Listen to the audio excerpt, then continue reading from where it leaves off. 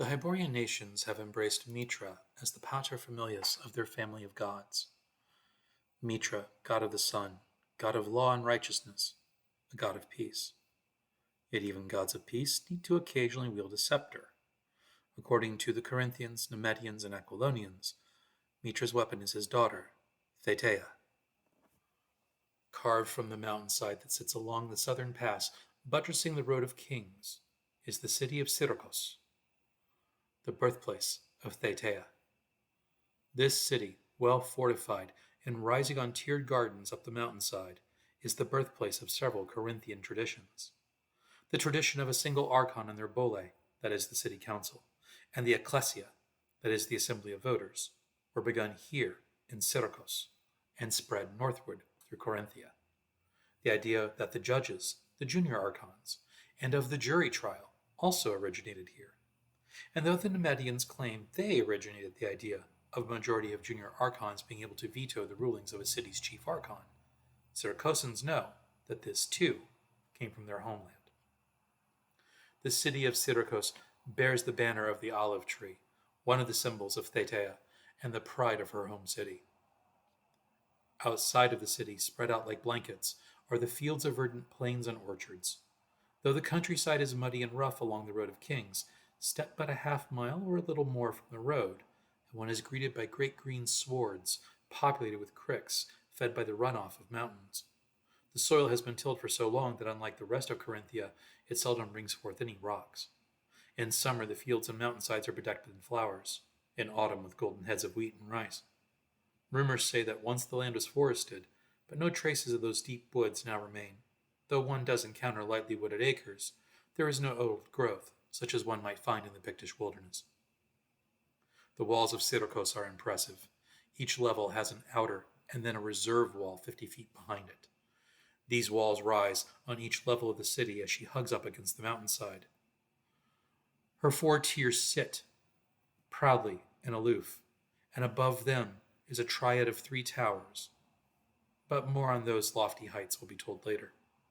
The walls are thick and garrisoned at all hours, for the Road of Kings not only accommodates travelers and merchants, but armies.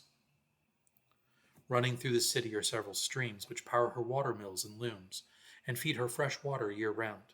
The city stores water in cisterns for the winter and imports water from the lands near it. The streams are called the older and younger sisters. The oldest sister, Irina, is the largest and northmost. The others are called Euthale, Ortale, Mimale, and Tassale.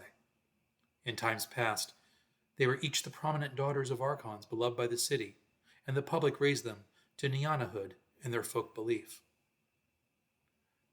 Supposedly, at the statue of each fountain, one can experience a special moment.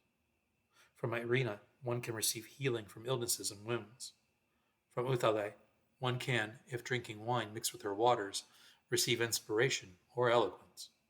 From Ortale, one can make amends with someone you have wronged or disagreed with. From Mimale, one can gain an edge in matters of money and travel. And from Tassale, well, there is always someone interested in overseeing the matters of matchmaking and affection. The city is famed for her temple to Thetea, but the other notable landmarks are no less impressive and beautiful. The Magali Agora is one of the largest markets in all of Corinthia. Though smaller than the markets of Numidia and Zamora, the Agora is tiled with even stones and are well kept, and many shopkeepers have permanent shops here, something unheard of in Zamora. There are men and women that market from carts or upon rugs laid upon the stones, but the majority of shopkeepers have their own buildings or stalls which they live above or behind. In the Agora there is a statue of Mitra holding his scroll of law, and before it disputes are brought to the public and speeches can be given. In the shadow of this statue a man can say anything except for treason or blasphemy, and he cannot be assaulted nor penalized for it. It is not uncommon to hear the arguments of scholars and philosophers on the Agora. Like many Corinthian city-states, there is a philosophy that has taken root in Syracuse, a philosophy that other Corinthians and Hyborians decry as being a corruption from Zamorian influence. Namely, Syracusans favor a ruthless pragmatism that would make all but the most stoic of Aquilonians or Numidian scholars balk. Sitting with several semi-hostile city-states of her countrymen behind her, and the very manipulative Zamorians to the east. How could they become anything but pragmatic? The average Syricosan is practical first and ethically second. This is not to say that, like a Zamorian, they are treacherous and concerned only with profit. The Syricosans have a civic pride that causes them to think of the good of their city before themselves, but a practicality that also makes them think of the good of their family, perhaps a bit more than is proper than for their city. Often the two sets of priorities align, but sometimes they do not. This pragmatism is also constrained by an expectation that children serve the family, not the family serving the child. And this means that often daughters find themselves fulfilling their duty by marrying men they do not love, and sons are sent into trades they despise but yet must endure and excel at. And, like a Zamorian, the Syricosans are no strangers to the great game of trade and barter, though unlike a Zamorian, they will keep the spirit of an agreement, not just the letter of it. Next to the market is the Magali Scala. This stairwell rises above the city to the governmental buildings above and its lofty towers. It is wide and well guarded. 50 men keep watch here at all times, bearing the white cloaks and olive tree on their shield to show they are warriors of the city and not of a house. Warehouses are on the lowest level, nearest to the gates, as well as the lower class residences. Here the people refer to the districts as the red stones, where the housing apartments are, the gray stones, where the warehouses are, and the brown stones, where the lowliest reside, and much of the seedier activities of civilization can be found.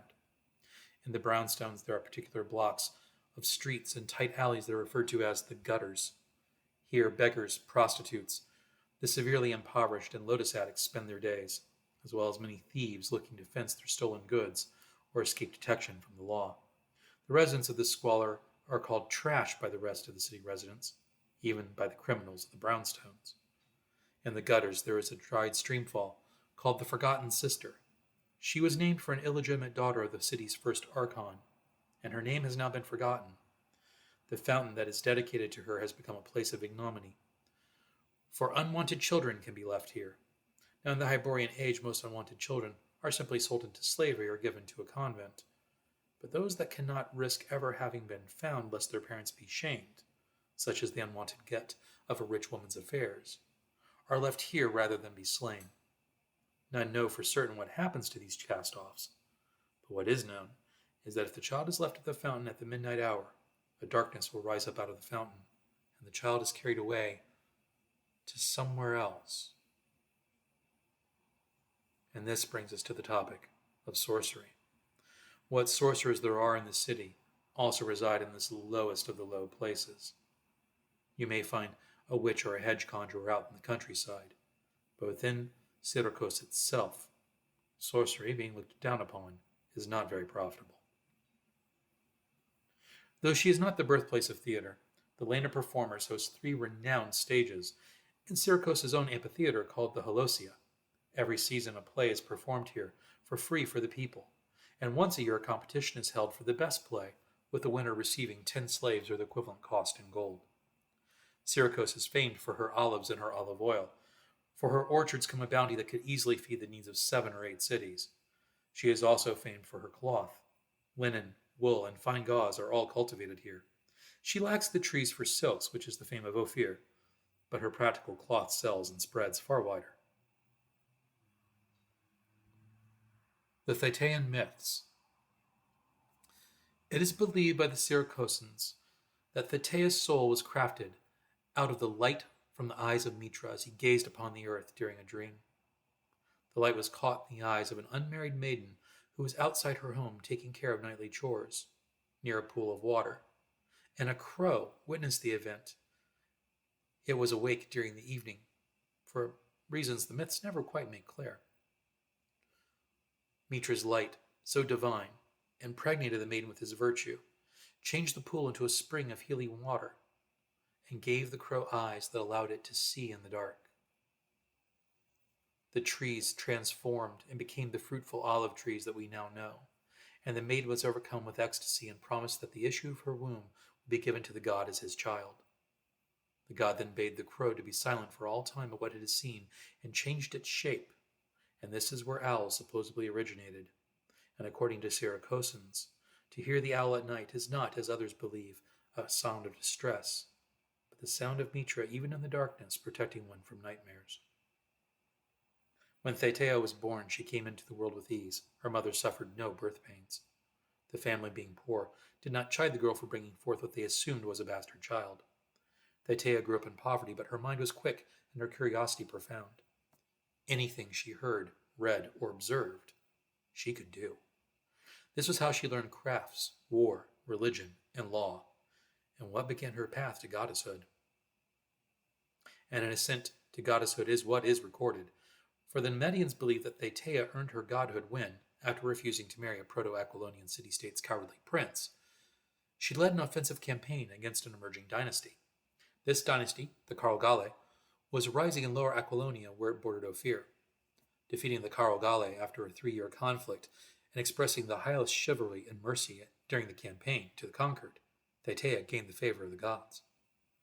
In the final battles with the Carl they hired a Stygian sorcerer who appeared on the battlefield with a mask. This terrifying mask froze all that looked upon him with fear, and they were unable to act or move. And when he approached Thetea with a force of men to aid him, she raised her sword, which was polished so brightly that it reflected the mask's image to all that gazed upon her. Placing her sword in front of her eyes, she approached the wizard and his men, and the reflection of the mask froze them all in place. She slew them. Placing the mask then upon her shield, she led her forces to victory. Others may have been tempted to keep the mask, but Thetea did not trust anything from the children of Set, and so she destroyed it. This had been a test of character. As the mask was destroyed, Mitra suddenly from the heavens bathed her in light before all her troops and witnesses, and in a pillar of light raised her to the heavens. But that does not stop the legends, for the Syricosans also tell of how Thetea got the better of Zath, the Zamorian spider god. It appears that, in his wiles and manipulations, Zath had sent some of his children into the city to spy upon the Syricosans, but Thetea had caught them, and, in a game of wits, managed to wrest from the spider god the secrets of weaving and a guarantee that his children would never spread north of the pass. Indeed, on the southern gate of Syricos to this day, one can still see a bas-relief of Thetea holding her spear in one hand, an olive branch in the other, stepping upon the children of the spider god, forcing them to submit.